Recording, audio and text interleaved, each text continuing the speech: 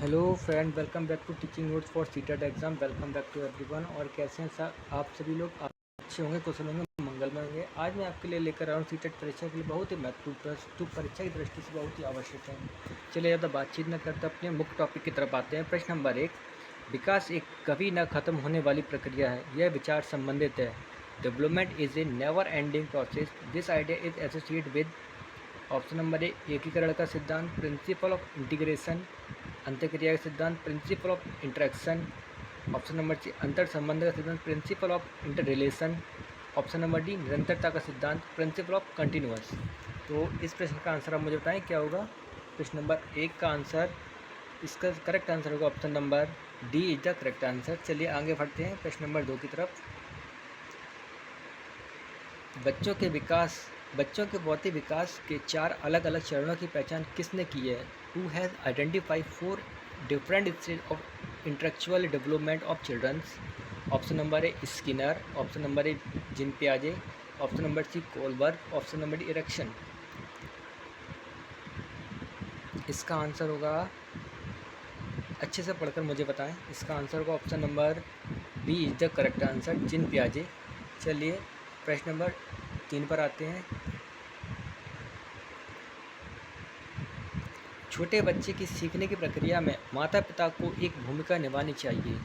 Parents should play a role in the learning process of young children. Option number सहानुभूति, sympathy, option number तटस्थ, natural, option number C ऋणात्मक, negativity, option number C D सक्रिय, proactive. तो माता पिता को अपने बच्चों के साथ किस प्रकार की भूमिका निभानी चाहिए जिससे बच्चों का विकास अच्छे से हो सके? इसका करेक्ट आंसर होगा ऑप्शन नंबर डी सक्रिय, प्रोएक्टिव। चलिए अगले प्रश्न की तरफ बढ़ते हैं। सीखने के अंतर्दृष्टि सिद्धांत को बढ़ावा दिया जाता है। The insight theory of learning is promote by, यानी कि इस प्रश्न का मतलब है सीखने के अंतर्दृष्टि के सिद्धांत किसने दिया है, ये बढ़ावा दिया जाता है। ऑप्शन नंबर ए जिन पियाजे, option number Vygotsky, option number C gestalt के सिद्धांतकारों ने, ऑप्शन नंबर डी पावलोव ने। तो प्रश्न नंबर 4 का आंसर आप मुझे बताएं क्या होगा। प्रश्न नंबर 4 का आंसर होगा ऑप्शन नंबर सी गेस्टोल्ट के सिद्धांतकारों ने। ये बहुत ही अच्छे प्रश्न है। देखिए सभी में लग रहा होगा जेम वाइगोत्स्की को अंतर्दृष्टि सिद्धांत, लेकिन इसका वाइगोत्स्की नहीं, गेस्टोल्ट के सिद्धांतकारों ने, ठीक है ना। Option number C is the correct answer. चलिए प्रश्न नंबर 5 पर आते हैं।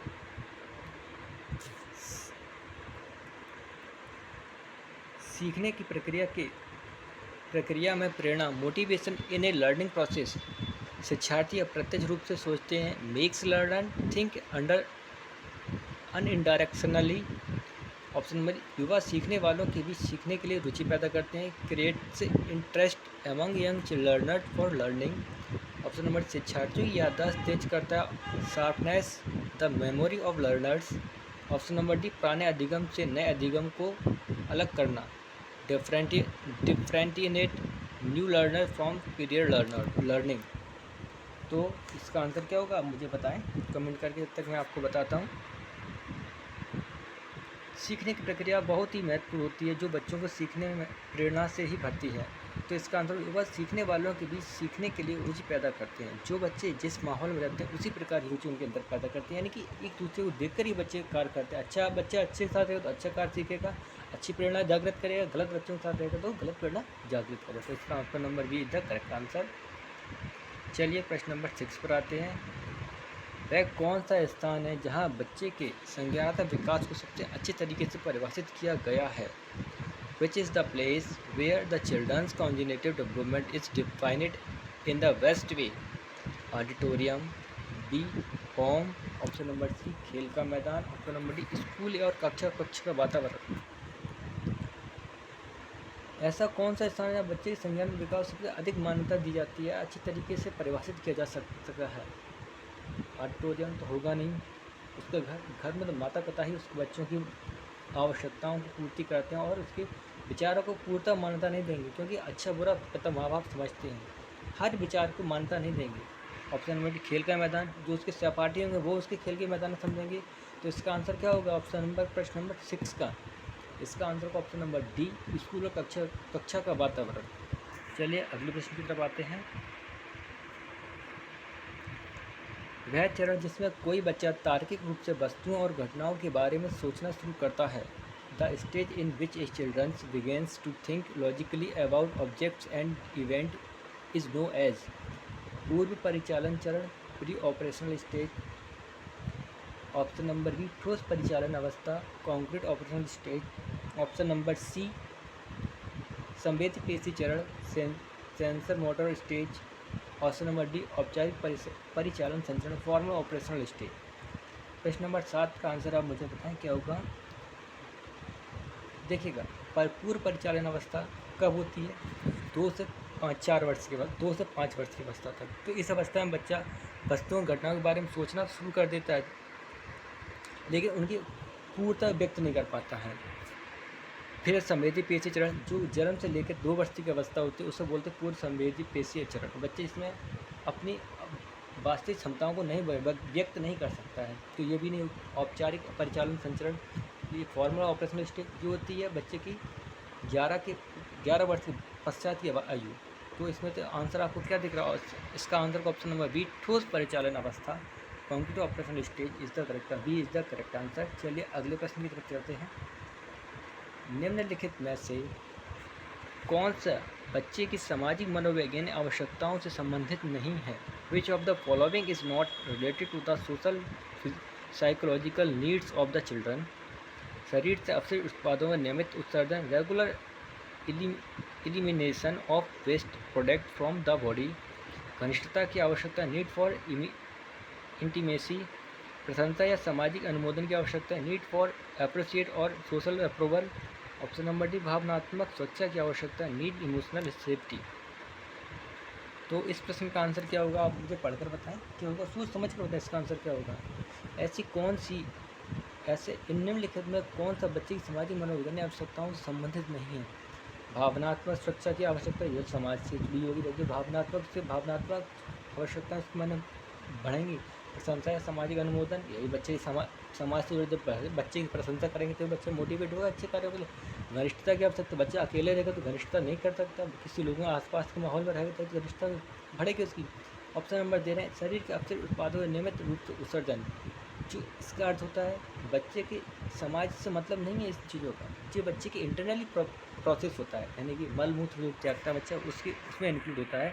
तो इसका आंसर क्या होगा? Option number A is the correct answer. चलिए अगले प्रश्न की तरफ आते हैं। माइंड मैपिंग से तात्पर्य है, माइंड मैपिंग से क्या तात्पर्य है? माइंड मैपिंग रेफर टू मन की तस्वीर खींचना, drawing the picture of a mind, मन की कार्यप्रणाली पर शोध करना, researching the functioning of the mind, समझ बढ़ाने की तकनीक, a technique of enhance understanding. Option number D साहसिक कार्य के लिए एक योजना, plan of the action for adventure. तो इसका आंसर क्या होगा, आप मुझे बताएं। मन की तस्वीर खींचना तो होगा नहीं, माइंड की मैपिंग, मन की कार्यप्रणाली का शोध करना, किसी प्रकार के कार्यों में शोध करना, सिर्फ मन की माइंड मैपिंग को नहीं। तो साहसिक कार्यों के लिए एक योजना बनाना, चलो हम लड़ने चल रहे हैं, साहसिक कार्य हो जाएंगे, नहीं। माइंड मैपिंग समझ बढ़ाने की तकनीक, ये कार्य को हमें किस प्रकार से करना है, यानी किसी कार्य को करने की क्षमता का विकास करना ही माइंड मैपिंग है, समझ बढ़ाने की क्षमता कहलाता है। इसका आंसर क्या होगा प्रश्न नंबर 9 का? Option number C is the correct answer. चलिए ये हमारा आज का आखिरी प्रश्न होगा। प्रश्न नंबर 10। एक छोटा बच्चा एक नई स्थिति पर प्रतिक्रिया करता है जो उसके द्वारा पूर्व की तरह एक जैसी स्थिति में की गई प्रक्रिया के आधार पर होती है। यह संबंधित है। A young children respond to a new situation on the basis of the response made by him और her in similar small situation as is the past. This is related to सीखने की प्रक्रिया, अग्रती दृष्टिकोण, law of attitude of learning process, सीखने की तत्परता का नियम, law of readiness of learning. Option number C सीखने की सदृशता का नियम, law of analog of learning. Option number D सीखने के प्रभाव का नियम। तो इसका आंसर क्या होगा, आप मुझे बताएं। इसका करेक्ट आंसर होगा, थोड़ा सोच के बताएं इसका आंसर क्या हो सकता है। इसका आंसर होगा ऑप्शन नंबर सीखने की सदृशता का नियम, law of analog of learning. चलिए आज के लिए इतना ही काफ़ी। कल मैं आपके लिए और अच्छे प्रश्न देखने के लिए धन्यवाद।